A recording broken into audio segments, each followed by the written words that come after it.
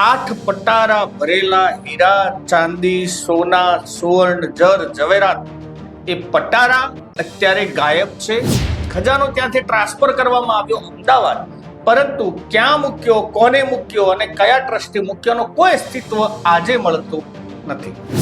1984-85 આ ખજાનો ત્યાંથી ઓખા લાવવામાં અને પોલીસ પ્રોટેક્શન સાથે આખો ખજાનો અમદાવાદમાં કોઈક બેંકની અંદર લોકરમાં મૂકી દેવામાં આવ્યો. લગભગ મામલતદારથી લઈને રાષ્ટ્રપતિ સુધીની અરજીઓ કરવામાં આવી છે, પરંતુ હજુ સુધી સરકાર એનો કઈ જવાબ આપતી નથી. ઘણા બધા મંદિરોમાં મિત્રો આના માટે જ ચોરીઓ થાય છે. ટ્રસ્ટીઓ બનવા માટે એમને કહેવાય કે ઓન બોલાય છે, એના ઉપર તરાપ મારેલી છે, અથવા છે તો ક્યાં છે? શું બેંક કોઈ ગુમ કરી દીધો છે?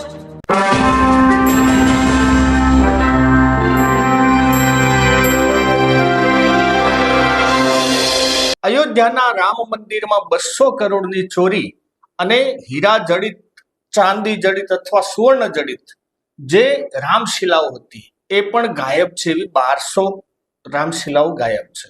આ સમાચાર આખા દેશમાં હોવા જગાવ્યો છે. પરંતુ એના પછી વારો આવ્યો ભગવાન શ્રી કૃષ્ણના મથુરા મંદિરમાં ચોરી થતાના ઘણા આક્ષેપો થયા. હવે જે મથુરાથી કંટાળી અને ભગવાન દ્વારકાના રાહે આવ્યા, દ્વારકા વસાવ્યું, ચોરો એટલે કે જરાસંઘના જે વંશજો એ પાછળ દ્વારિકા આવ્યા હોય એવું લાગે છે. અને ભગવાનનો છેલ્લા 42-43 વર્ષથી 8 પટારા ભરેલા હીરા, ચાંદી, સોના, સુવર્ણ, જર જવેરાત એ પટારા અત્યારે ગાયબ છે એવા સમાચારે ઓહાપો મચ્યો છે. શું છે આખી હકીકત જાણીએ આજના વિડીયોમાં. નમસ્કાર, હું છું રમેશ ચૌધરી ને આપ નિહાળી રહ્યા છો ષડયંત્ર. મિત્રો, ત્રેતા યુગમાં ભગવાન રામ થયા અને એ મંદિર ઘણા વર્ષોની લડાઈ બાદ અયોધ્યામાં રામ મંદિર બની તૈયાર થયું. બનતા જ શું થયું? બનતા જ 200 કરોડ રૂપિયાની ચોરી ટૂંક સમયમાં સામે આવી. સરકારે પહેલા તો એફઆઈઆર ના કરી, એસઆઈટીની રચના કરી, પરંતુ હવે એફઆઈઆર કરી છે અને હજુ ક્યાં ભીનું સંકેલાય છે કે બહાર આવે છે એ તો હજુ આગળ સમય બતાવશે. પરંતુ એના પછી તરત જ મથુરાના મંદિરમાં પણ, ભગવાન શ્રી કૃષ્ણના મંદિરમાં પણ ચોરીના આક્ષેપ થયા અને હવે મામલો આવ્યો છે દ્વારિકાના મંદિરનો. મિત્રો, ભગવાન મથુરાથી રણ છોડી અને જરાસંઘના ત્રાસથી કંટાળી, કારણ કે નાહકની પ્રજા હેરાન થાય, એ કંટાળી અને સીધા દ્વારિકા આવીને વસાવ્યું. એ વંશજો એમના પાછળ જરાસંઘના વંશજો જ આપણે કહી શકીએ, એ ચોક્કસ દ્વારિકામાં આવ્યા હશે. અને આજે એ 8 પટારા ભરેલા સોના ચાંદીના ઝવેરાતનો ક્યાંય પત્તો નથી એવા સમાચારે આખા ટોટલી વિસ્તારમાં ઓહાપો મચાવી દીધો છે. મિત્રો, સમાચાર 2022ના જૂના છે, કારણ કે 2022માં અમની માગણીઓથી ટોટલી બેટ દ્વારકાવાસીઓ સંપૂર્ણની માગણી કરે છે કે ખજાનો ક્યાં છે. ખજાનો ત્યાંથી ટ્રાન્સફર કરવામાં આવ્યો અમદાવાદ, પરંતુ ક્યાં મૂક્યો, કોને મૂક્યો અને કયા ટ્રસ્ટે મૂક્યોનો કોઈ અસ્તિત્વ આજે મળતું નથી. પહેલા આપણે વ્યવસ્થિત વાત કરીએ તો બેટ દ્વારિકા એટલે ભગવાનનો રાણીવાસ છે. ભગવાન શ્રી કૃષ્ણની જે રાજધાની એ દ્વારિકા અને એમનો રાણીવાસ એટલે બેટ દ્વારિકા. બેટ દ્વારિકા એક ટાપુ છે. લગભગ 70-80% વસ્તી ત્યાં મુસ્લિમોની છે અને 15-20% વસ્તી ત્યાં હિન્દુઓની છે. 1984-85માં આજે આંકડા હું બોલી રહ્યો છું એ ત્યાંના લોકલ બધાના જ જે એમને આવેદનપત્રો આપ્યા છે એના આધારે છે.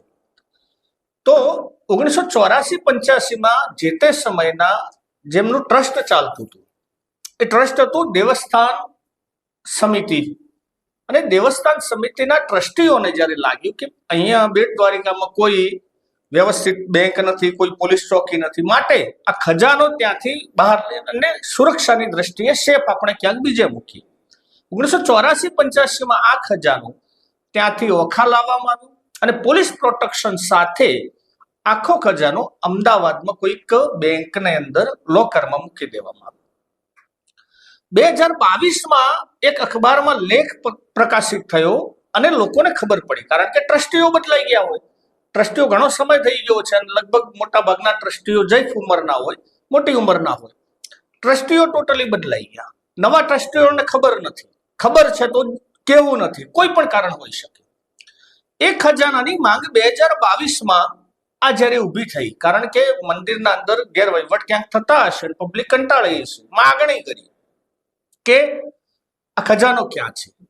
એવું કહેવાય છે કે 8 પટારા ભરેલા જર ઝવેરાત, હીરા, પન્ના, મોતી, માણેક, આવો બધો ખજાનો.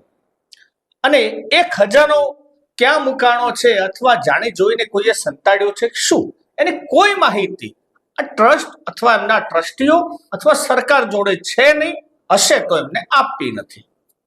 મિત્રો, દેવસ્થાન ટ્રસ્ટની જ્યારે વાત કરતા હોઈએ ત્યારે એમના ટ્રસ્ટના ચેરમેન છે સૌરભ પટેલ અને વાઇસ ચેરમેન છે સમીર પટેલ.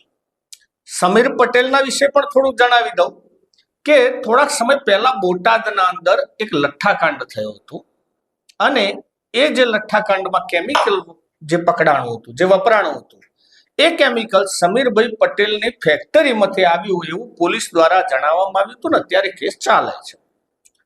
આ સંબંધ, આખી ચર્ચાથી ને એનાથી કોઈ સંબંધ નથી, પરંતુ આપણે કોણ છે એ ફક્ત જાણવાનો પ્રયાસ કર્યો હતો.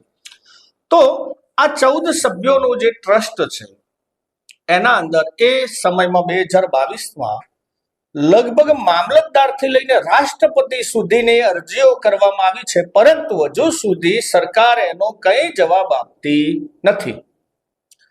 મિત્રો, આ ખજાનાઓ ક્યાં જાય છે? જે પબ્લિક જે ધર્મમાં શ્રદ્ધા રાખે છે, જે પોતાનું લાખો રૂપિયાનું દાન આપી દે છે, અને ખજાનો આ તો ઐતિહાસિક ખજાનો કે જે તે સમયના રાજા મહારાજાઓ ચડાવેલો, હીરા, પન્ના, મોતી, માણેક, હજારો વર્ષ જૂનો ખજાનો. અને જે આ પબ્લિક પણ આપે છે પૈસા, આ કોના માટે છે? શ્રદ્ધા પોતપોતાનો વિષય છે, આપણે દાન આપવાનો ક્યારેય વિરોધ નથી કરતા, પરંતુ શું ભગવાનને આ ખજાનો જુએ છે? આ બધા મોરલાઓ કળા કરી જાય છે. આ રામ મંદિરના નામે અથવા કૃષ્ણના નામે કે કોઈ પણ ધર્મના, અલ્લાહુ અકબરના નામે XYZ જે પૈસા ભેગા થાય છે એ પૈસા ક્યાં વપરાવા જોઈએ અને ક્યાં વપરાય છે? જ્યાં કીડી હગરે તેતર ખાય, આ જગ્યાએ જ્યારે આ બધું ભેગું થાય એટલે આવા બધા લેભાગુ તત્વો, આમને કોઈ જેને લીધા હોય અને લીધા છે કે નથી લીધા, એ ખજાનો ક્યાં છે ક્યાં નહીં, ટ્રસ્ટને સાબિત કરવું પડે અથવા ખુલ્લા દિલથી કહેવું પડે કે ભાઈ આ ચર્ચા છે, પરંતુ સરકાર જવાબ પણ નથી આપતી. આ છે આપણા ધર્મની મહાન સંસ્કાર ધરાવતી સુપર, એટલે 3 એન્જિન વાળી, ડબલ ને ટ્રિપલ 3 એન્જિન વાળી આપણી ભાજપા સરકાર, આપણી હિન્દુત્વની સરકાર કે 2022થી અરજીઓ થાય છે પરંતુ સરકારને હજુ ટેન્શન નથી. કઈ વાંધો નથી, ભગવાનને ક્યાં જરૂર છે? ઇવન ટ્રસ્ટને ખુલ્લા દિલથી બહાર આવીને જણાવવું પડે કે ભાઈ ખજાનો ક્યાં છે. રેકોર્ડ ઉપર આ 1984-85 એટલે 41-42 વર્ષનો વાણાવાઈ ગયા, પરંતુ આ ખજાનો મળતો નથી. એટલે આપણે તો ચોક્કસ એવું કહી શકીએ કે ભગવાન જ્યારે કંટાળીને ત્યાંથી ભાગ્યા હતા, એમ આ જરાસંઘ અત્યારે પાછળના પાછળ છે. ઘણા બધા મંદિરોમાં મિત્રો આના માટે જ ચોરીઓ થાય છે. ટ્રસ્ટીઓ બનવા માટે એમને કહેવાય કે ઓન બોલાય છે, અને આ સત્ય છે. વિધર્મની વાત આવે કે ધર્મની વાત આવે, જ્યારે પ્રજા બિલકુલ આંધળી થઈ જાય છે, ધર્માંધ થઈ જાય છે, અને જ્યારે પબ્લિકને તમે પ્રશ્ન પૂછો ત્યારે પણ તમે ક્યાંક હિન્દુ ધર્મના વિરોધી થઈ જશો. પરંતુ આપણી ફરજ છે ને, આપણે પૂછવું જોઈએ, કારણ કે હજારો કરોડ રૂપિયાના ખજાના આ શું આ પબ્લિક એમના માટે આપે છે? એમને ટ્રસ્ટીઓને અથવા જે તે જેને લેતા હોય એને અને તાકડદીનના માટે આપે છે કે પછી સરકારે જ ક્યાંક ખજાનો જેને કહેવાય ચાઉ કરી દીધો છે, એના ઉપર તરાપ મારેલી છે, અથવા છે તો ક્યાં છે? શું બેંકોએ ગુમ કરી દીધો છે? આ પ્રશ્ન દરેક હિન્દુના મનમાં થવો જોઈએ. કેમ ના થાય? હજારો કરોડ રૂપિયાનું દાન, તમે મંદિરના અંદર તો શું, જે યાત્રિકો માટે સવલતો કેટલી છે બેટ દ્વારકામાં બધા જાણે છે, જેમ દ્વારકામાં સગવડે કેટલી છે એ પણ જાણે છે, પરંતુ જ્યારે આટલા પૈસાનો ખજાનો એના ટ્રસ્ટીઓને જો ખબર ના હોય અથવા ક્યાં છે એની કોઈ સરકારને માહિતી ના હોય, આ બધું પબ્લિક આલુ શેના માટે? મિત્રો, ધર્મના નામે દાન તમારી ઈચ્છા હોય તો કરજો, બાકી સાવ સાચી વાત છે કે ક્યાંક કોઈ ગરીબને એ ખવડાવી દેજો, એમાં વધારે તમને પુણ્ય મળશે. મંદિરોને ને ભગવાનને ને એમના હીરા જડિત આના માટે બધા વપરાવાના છે. આપણે આસ્થાથી દાન કરીએ છીએ. હજારો કરોડ રૂપિયાનો આ વહીવટો છે, અને આ 2-4 આમાં નમૂના જેવા હશે કે આખો ખજાનો ક્યાં છે એની કોઈ માહિતી આપતા પણ નથી. બેટ દ્વારકામાં મિત્રો આમ વાઘેર, ક્ષત્રિય વાઘેર જે ખરા ને, એમને વર્ષોથી લોહી રેડ્યું છે. ત્યાં એ મંદિર માટે ક્યાં કેટલાય સુરવીરો ક્ષત્રિયો મરી ખપાણા, અને આજે એનું ફળ આ મળે છે. કારણ કે આપની ડબલ નહીં પણ ટ્રિપલ એન્જિનની સરકાર, તાલુકા પંચાયત, જિલ્લા પંચાયત, રાજ્યમાં અને હવે દેશમાં, અને કાલ તો કદાચ ઇન્ટરનેશનલ થઈ જશે. એટલે પોચ એન્જિનો જોડેલી સરકાર, અને આ હિન્દુત્વવાદી કહેવાતી સરકાર જો આમાં જવાબ ના આપતી હોય તો વિચારી લો કે આ હિન્દુ સંસ્કૃતિનું અધઃપતન છે કે પછી ઉન્નતિ ઉપર છે.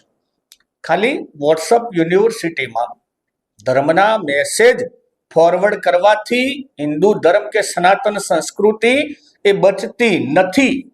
સનાતન સંસ્કૃતિનો નિયમ છે કે તમે જાણો, તમે બોલો, વિરોધ ખોટાનો વિરોધ કરો, અને આપણે આ કાર્ય કરી રહ્યા છે. હું આશા રાખું છું કે સરકાર જલ્દીથી જલ્દી આ ખજાનો પણ મેળવી આપે, જેમ રામ મંદિરમાં ભીનું એમાં પણ ના સંકેલાય, અને ધર્મના નામે જે મંદિરોમાં ભ્રષ્ટાચાર થતા હોય એ મંદિરોને ઉખાડા પાડવા જોઈએ, અને એ ટ્રસ્ટીઓને કડકમાં કડક સજા પણ થવી જોઈએ. ભગવાન કૃષ્ણના મંદિરમાં જે મોરલા કળા કરી ગયા હોય, કારણ કે જવાબ આપે ત્યારે ખબર પડશે, પણ જો કળા કરી હોય તો મોરલા કયા, એ દર્શક મિત્રો ચોક્કસ આપ લખી અને કોમેન્ટ દ્વારા જણાવજો કે કયા મોરલા છે કે કળા કરી જાય છે ભગવાનના મંદિરોમાં પણ. મિત્રો, વિડીયો ગમે હોય તો લાઈક, શેર અને કોમેન્ટ કરજો, અને હા, ચેનલને સબસ્ક્રાઇબ કરવાનું ભૂલતા નહીં. જય હિન્દ, જય ભારત.